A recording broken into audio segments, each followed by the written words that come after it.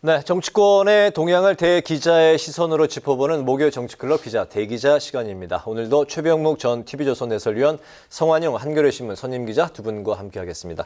오늘은 성 기자님께서 발제해 오셨죠? 네, 그 노동자들 집회를 경찰이 좀 과잉 진압하는 것 아니냐 이런 논란이 있고요. 네. 또 김남국 민주당 의원 사건이 계속되고 있죠. 이 두 가지 중심으로 해서 전국 현안을 얘기하면 될 것 같습니다.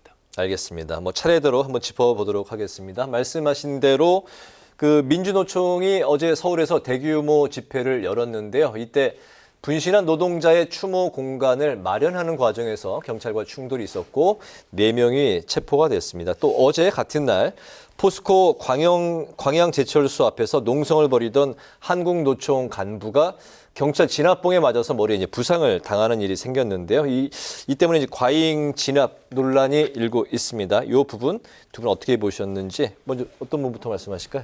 예, 네, 제가 먼저 말씀드리죠. 네. 예.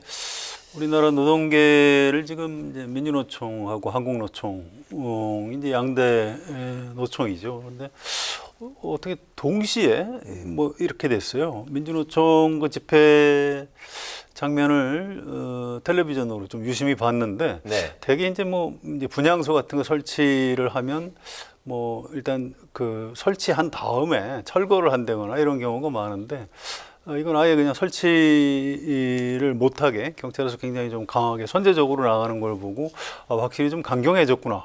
이걸 좀 느낄 수가 있었습니다. 네. 그 과정에서 이제 그 민주노총 조합원들 4명 지금 체포한 상태고요.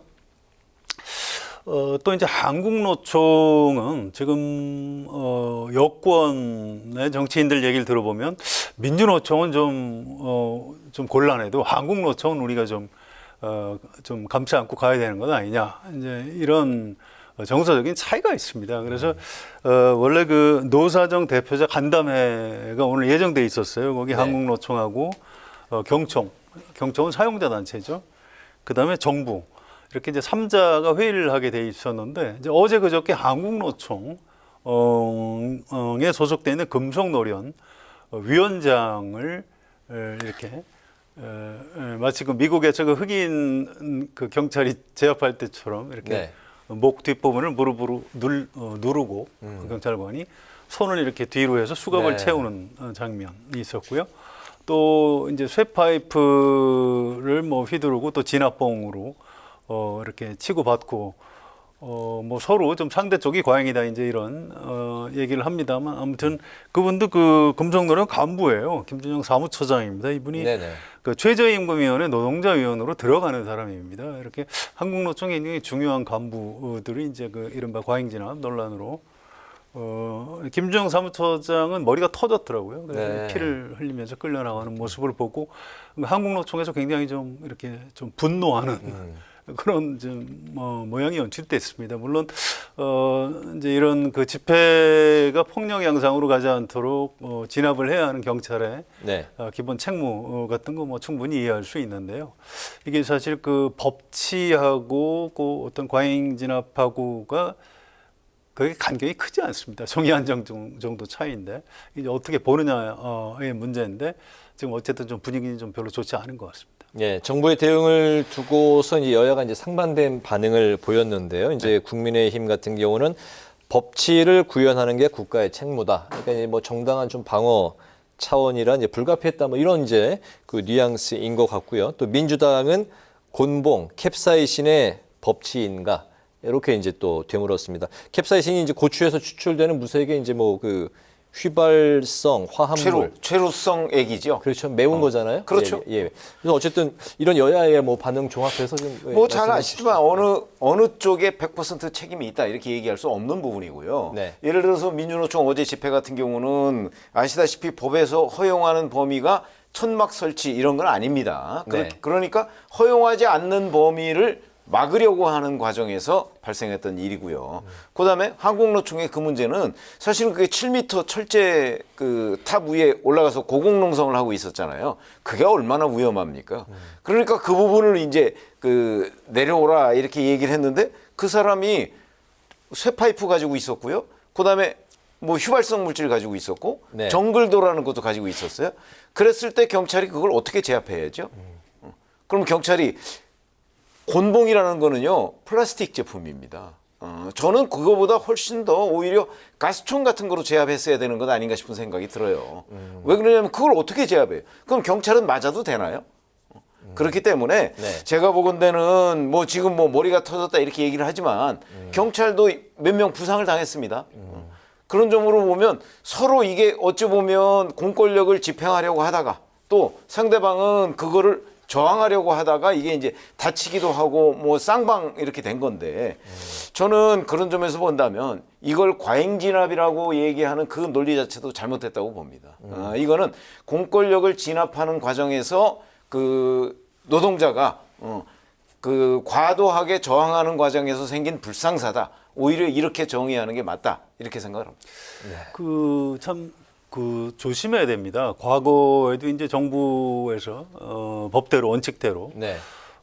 좀 질서 유지를 해야 되죠. 그걸 누가 이제 부정하겠습니까? 그런데 이 현장에서 그 경찰관들이 진압을 하다 보면 이제 사람이기 때문에 좀 흥분을 할 수가 있어요. 그래서 일부러 그런 건 아닌데 결과적으로 이제 과잉 진압을 하게 되고 또 그런 경찰관들도 아주 다치는 경우가 많습니다. 참 이제 불행한 일인데요. 그래서 이 정부 특히 이 경찰청장 같은 뭐 이런 고위 간부들은 좀 굉장히 좀 예민하게 신경을 써야 돼요. 그런데 이제 윤희근 청장 제가 얘기를 좀 안 할 수가 없는데 사실은 전 그분 얼굴을 텔레비전에서 보는 것 자체가 좀 별로 기분이 안 좋더라고요. 이분 네. 이태원 참사 때 물러났어야 될 분인데 왜 아직도 경찰청장을 하고 있는지 모르겠어요. 근데 그런 분이 나와서 이제 대통령이 한마디 했다고 해서 막 이렇게 강경 발언을 계속 쏟아내는 걸 보고 이게 좀 적절한 건가? 이게 오히려 현장에서 고생하는 경찰관들이 오히려 경찰청장 때문에 쓸데없는 욕을 더 먹고 있는 것 아닌가 이런 안타까움이 있고요. 네. 아무튼 이 문제는 이제 최 의원 말씀하셨듯이 어느 쪽이 100% 옳다 그렇다 얘기할 수 있는 문제 아닙니다. 이건 네.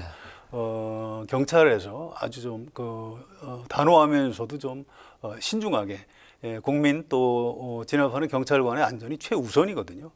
앞으로도 좀 그런 걸 잘 유념해 가면서 좀 질서 유지를 해줬으면 좋겠습니다. 네, 알겠습니다. 뭐 또 이제 정권에 따라서 이제 뭐 이 시위에 대응하는 이제 자세가 조금씩 뭐 달라서 그때마다 아니, 이제 충돌 사태도 그렇지만 더 가열됐다가 그렇지만 좀 집회 덜 시위의 했다가. 자유라는 것이요 네. 무제한적인 보장을 받아야 되는 자유는 아닙니다. 네. 그렇죠? 그 안에도 법의 테두리 안에서 다 뭐 절차와 그 허용 범위 같은 것들이 있어요. 그걸 지키지 않고 그러면서 경찰이 뭐 하면 무조건 과잉 진압이다 이렇게 얘기하는 건 아니죠. 그러니까 네. 자기들도 법 테두리 내에서 집회를 하고요. 그리고 그게 만약 문제가 된다고 한다면 뭐 법적으로 법이 허용하는 범위 내에서 최대한의 자유를 누려야 되는 겁니다. 그걸 위반하면서까지 그걸 왜 보장을 못하느냐라고 얘기하는 건 무리한 요구라고 봅니다. 네, 과격한 시위 그 양상을 지켜보면서 이제 우려의 시선도 이제 있는 게 사실이고 또 이제 그 시위 그 진압하는 과정에서 발생하는 희생자 또 이제 그런 부상자들을 바라보면서 안타까운 마음이 드는 게 또 국민들의 또 이중적인 그런 마음인 것 같습니다. 네, 그 첫 번째 그 대규모 집회와 관련한 이제 공방에 대해서 이제 이야기를 나눠봤고요. 이제 그 민주당 상황으로 좀 들어가 볼까 합니다. 잠행 17일 만에 국회에 출근한 김남국 의원이 여당의 자금 세탁 의혹에 대해서 터무니없다 이렇게 반박을 하면서 국회 윤리특위와 관련해서 윤리특위에서 소명하겠다. 뭐 이거는 이제 뭐 출석하겠다는 의미로 들리고 있습니다. 출석은 회피하지 않겠다라는 그런 뜻인 것 같은데 김남국 의원의 오랜만에 그 자맹을 깬 출석 좀 어떻게 보셨는지 좀 들어볼까요? 그래서 이 부분은 사실은 그렇게 말을 제가 뭐 길게 설명할 내용은 별로 뭐 없어요. 짧게 말씀하시면 됩니다. 별로 네. 진전된 게 없습니다. 네. 자금 세탁 의혹이 있는 것 아니냐라고 지금 여당에서 문제 제기를 하는 거고 본인은 펄펄 뛰고 있는 겁니다. 이거는 결국 검찰 수사가 어느 정도 진척이 돼야 윤곽을 알 수 있는 겁니다. 이걸 갖고 뭐 자금 세탁이지 않느냐? 아니 그게 아니다. 그걸 지켜보는 국민은 어느 쪽을 믿어야 되죠? 뭐 별로 이렇게 바람직한 장면은 아닌 것 같아요. 네. 윤리특위 소명은 당연히 해야 되는 겁니다. 또 지금 민주당 분위기가 그 전에 다른 사건처럼 대충 뭉개고 넘어갈 수 없다라는 게 민주당 의원들 다수의 분위기예요. 그래서 이 김남국 의원 본인이 아마 굉장히 조금 본인의 어떤 정치적 생명에 대해서 지금 위협을 느낄 겁니다. 그래서 성실하게 가서 네. 소명을 하지 않을 수가 없는 그런 상황인 것 같습니다. 자진 사퇴가 아니라 이제 윤리특위에 출석을 했을 경우에는 징계 수위가 좀 감해질 수도 있는 건가요? 아니죠. 여하튼 본인의 소명이 가만히 되겠죠. 예를 들어서 지금 윤리특위가 예를 들어 그 김남국 의원이 뭐 돈 세탁을 했다든가 뭐 이런 걸로 윤리특위에 제소된 건 아니잖아요. 네. 그냥 국회 회기 중에 코인 거래를 했다 이런 거 아니겠습니까? 그런 거 가지고서 과연 제명이 가능하겠는가 뭐 이런 여러 가지 논란이 있을 수가 있어요. 네. 그러니까 본인이 그거 죄송합니다 가서 회기 중에 그 국회 회의에 전념하지 못하고 뭐 이만저만하다 그러면 거기에다 대고서 가혹한 그 어떤 윤리적 제재 뭐 이 신분상의 제재 이런 걸 할 수 있을까 저는 대단히 의문이고요. 네. 또 하나는 이 돈 세탁 문제는요. 김남국 의원은 펄펄 뛰고 있지만 이거는 여야 간의 공방을 얘기하는 게 아니고 관련 전문가들은 모두 돈 세탁 의혹을 제기하고 있어요. 그렇죠? 우선 업비트라는 곳에서 돈 세탁 비정상 거래다. 그래서 FIU에 신고한 거잖아요. FIU도 돈 세탁 가능성이 있다고 해서 검찰에 수사를 의뢰한 거고. 네. 그다음에 아시다시피 관련 전문가들 FIU를 설계한 뭐 교수라든가 아니면 뭐 코인사관학교 뭐 변창호 씨라든가 이런 사람들이 다 지금 돈 세탁 얘기를 하고 있어요. 이렇게 보면 네. 돈 세탁 의혹은 김남국 의원이 부인한다고 뭐 의혹이 없는 게 아니고 저는 의혹에 오히려 훨씬 더 비중 있는 그런 쪽으로 아마 우리 국민들이 믿을 수밖에 없는 구조다. 그럼 이거를- 대선 자금으로 쓰였을 거라는 생각이 아니 그것까지는 모르지만 네. 적어도 돈 세탁을 했다. 그러니까 김남국 의원이 예를 들어서 개인적으로 어디서 뭐 코인을 많이 얻어다가 그게 뭐 뇌물이 됐든 자기가 번 돈이었든 네. 번 돈이었지만 번 돈이라고 하더라도 재산 등록은 안 한 거 아니겠습니까? 이제 그렇게 했든 여튼 그런 걸 가지고 저는 돈 세탁을 했을 가능성이 전문가들이 다 그렇게 보고 있으니까 네. 최종 결론은 검찰이 뭐 수사를 하고 재판에 넘어가서 확정이 되겠지만 적어도 그 의혹은 저는 분명해 보입니다. 이렇게 말씀을 드리겠습니다. 근데 이 부분은 그래서 여당 의원들은 얘기를 안 하는 게 좋을 것 같아요. 사실은 이 실체와 관련된 부분인데 네. 국민의힘 의원들이 이 얘기를 하면은 정치 공세처럼 비치는 측면이 있는 겁니다. 이게 초기에 이거 이재명 후보 대선 자금 아니냐 아무 근거 없이 그런 얘기를 했다가 굉장히 좀 우습게 됐거든요. 또 지금 이 얘기도 사실은 이건 어느 정도 전문가들 의견에 따르면 뭔가 자금 세탁을 한 것 같다라고 생각이 되는데 이걸 국민의힘 의원들이 막 얘기하는 순간 야 저거 또 정치 공세 아니야? 이렇게 되는 측면이 있어요. 그래서 이런 부분은 좀 차분하게 지켜볼 필요가 있는 것 같습니다. 알겠습니다. 이제 그런 가운데 민주당 안에서 이제 그 김남국 의원의 의원직 자진 사퇴론도 나오고 있습니다. 이 계파 갈등을 겪고 있는 그 민주당인데 그 안에서 그 김남국 의원의 징계 수위를 두고도 의견이 이제 갈리고 있는 상황입니다. 자진 사퇴냐 그리고 이제 뭐 여러 가지 징계 수위 4단계 중에서 비명계, 친명계 비롯해서 이제 그 징계 수위에 대한 의견이 갈리고 있는 상황인데 김남국 의원이 에 대한 징계 좀 어떤 수위, 어떤 결정이 그 윤리특위에서 내려져야 된다고 보시는지 좀 예. 네. 이거 근데 글쎄요. 본인이 사퇴할 리는 없는 거고요. 또 지난주에도 말씀드렸는데 어느 정도 검찰 수사 진전이 있어야 돼요. 지금은 알 수 없는 겁니다. 그리고 국회 윤리특위를 거쳐서 국회 본회의에서 결국 3분의 2가 찬성을 해야 국회의원이 제명이 되는데 네. 이 굉장히 어렵게 돼 있습니다. 국민의 대표이기 때문에 이렇게 함부로 의원직을 뭐 그만두게 하지 못하게 돼 있어요. 그래서 이 부분은 말이 그렇지 민주당 안에서 이제 이재명 대표 싫어하는 비명계 쪽에서 뭐 본인이 좀 자진 사퇴해야 된다 이제 이렇게 얘기를 하는 건데 좀 상식적인 민주당 의원들한테 물어보면 그건 좀 과하고요. 아무튼 이걸 그냥 넘어갈 수는 없습니다. 징계를 해야 됩니다. 네. 또 정치적 책임을 좀 아주 강하게 물어야 됩니다. 그 과정에 이재명 대표가 리더십을 제대로 발휘하지 못한다면 이재명 대표도 책임을 져야 됩니다. 이제 이런 얘기를 하고 있는 거죠. 네. 실제로 김남국 의원이 국회의원을 그만둬야 된다라고 얘기하는 사람이 현재 많은 것 같지는 않습니다. 그 민주당 안에서 뭐 이런 표현이 뭐 적절한지는 모르겠지만 어쨌든 그러면 이제 중도에 있는 과격하지도 않고 이제 완전히 그 비명계에 있지도 않고 중간층에 있는 사람들의 의견들은 어쨌든 제명까지는 좀 과하다. 그러니까 이제 징계는 징계를 줘야 되는데. 국민의힘 의원들한테 물어봐도 그래요. 뭐 정치 공세를 그렇게 하긴 하지만 이걸 갖고 의원직을 저 사람 제명시켜야 된다 이렇게 얘기하는 사람 많지 않은 걸로 알고 있습니다. 최 의원님은 어떻게 생각하세요? 아니 저도 뭐 비슷한 생각입니다. 예를 들어서 뭐 대선 자금을 정말 세탁했다든지 하는 게 드러났다. 그렇게 되면 그거는 뭐 국회에서 징계하고 이런 거하고 차원이 달라지죠. 그거는 바로 검찰 수사 단계에서 뭐 구속이 된다든가 뭐 이렇게 되지 않겠습니까? 네. 근데 그런 걸 제외하면 아까 제가 잠깐 말씀을 드렸는데 지금 현재 윤리위에 제소된 이유는요. 국회 회의 중에 코인 거래를 한 사례가 굉장히 많다. 이런 거거든요. 일종의 성실 의무 위반 이런 거예요. 성실하게 국회 회의에 임하지 않았다고 해서 국회의원을 제명한다? 이거는 굉장히 좋지 않은 선례라고 봅니다. 네. 앞으로 국회에 어떤 일이 벌어질지 모르는데 이런 선례를 만들어 놓으면 앞으로 그러면 전부 이게 정치 공방화할 가능성도 있거든요. 알겠습니다. 그런 점에서 본다면 지금 현 단계에서 제명을 하는 거는 과하다. 그리고 김남국 의원이 자진 사퇴할 가능성도 없다. 이 시점까지는. 그러나 이제 앞으로 예를 들어서 정말 어떤 여론이나 이런 압박, 여론은 자진 사퇴해야 된다는 게 조금 높은 여론조사 결과가 있더군요. 네. 만약에 그렇게 돼서 정말 이거 제명할 분위기다. 이렇게 되면 아마 김남국 의원이 자진 사퇴를 할 가능성이 저는 있다고 봅니다. 알겠습니다. 그런데 그런 사태가 과연 올까요? 알겠습니다.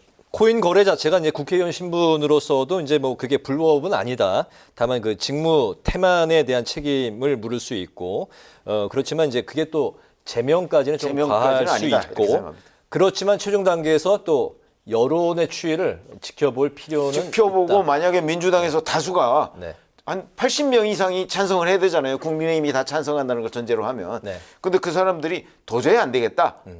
총선 앞두고 뭐 민주당이 이렇게 갈 수 없다. 이래서 만약에 그 제명에 동의할 것 같은 분위기라면 그게 확인이 되면 자진사퇴 하겠죠. 알겠습니다. 불법이 어느 정도 드러나면 그럴 가능성이 있어요. 근데 지금은 이게 불법인지 아닌지가 현재는 밝혀지지 않았거든요. 좀 더 지켜봐야 될 겁니다. 알겠습니다. 다음은 이제 방송 장악 논란이 되고 있는 두 가지 사안을 좀 들여다볼까 합니다.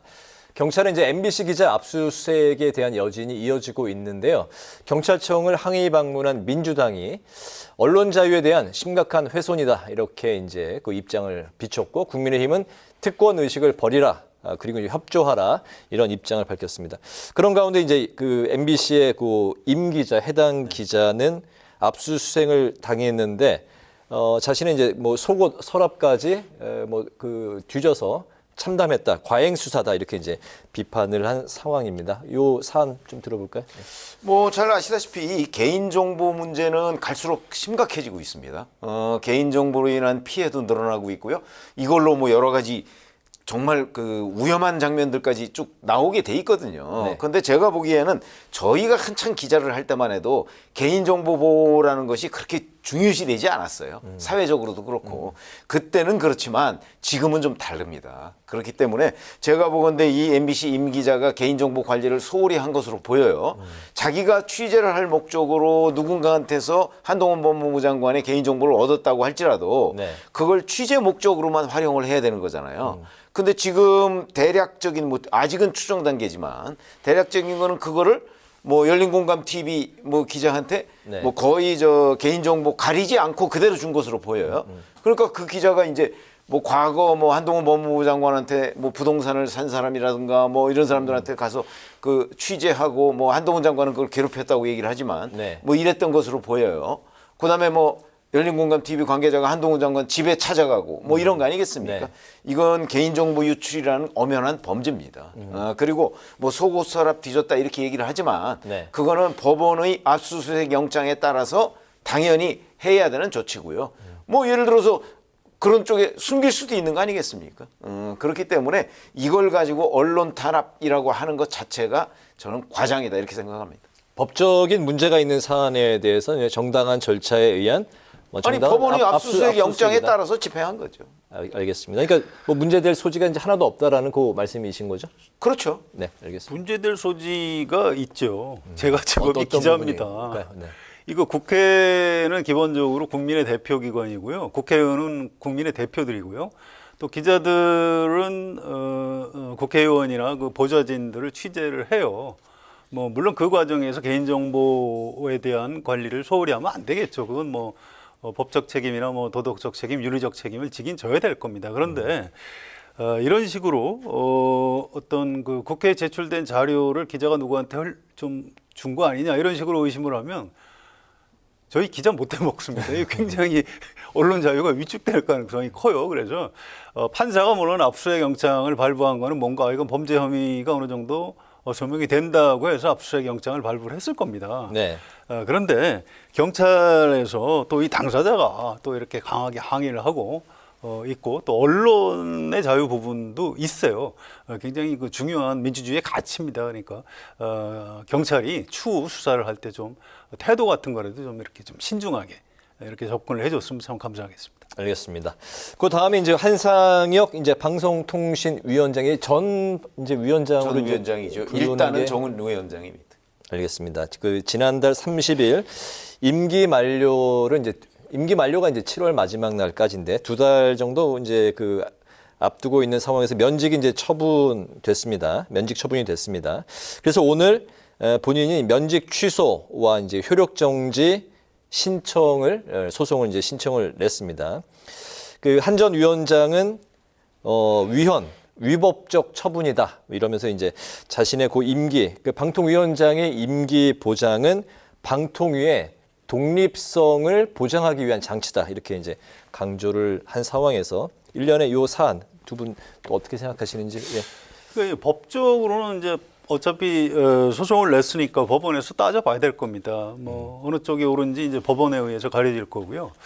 다만 저는 이게 이제 정치적인 측면에서 두 달 남은 이 기관장을 이렇게 서둘러서 내보내는 게 무슨 좀 실익이 있는지 약간 의문이 있어요. 그리고 또 이제 그 후임자 하마평까지 동시에 나오고 있는데 후임자가 또 그 이동관 특보인데 이제 이명박 대통령 청와대 홍보수석을 했던 사람이에요. 네. 그래서 아니 정권의 홍보수석을 한 사람이 방송통신위원장을 후임으로 가는 게 또 맞나 이 논란까지 지금 겹쳐가지고 이 지금 모르겠어요. 지금 정부 여당에서 별로 이렇게 지혜롭게 다루고 있는 것 같지가 않습니다. 이게 오히려 좀 손해를 보고 있는 것 같아요.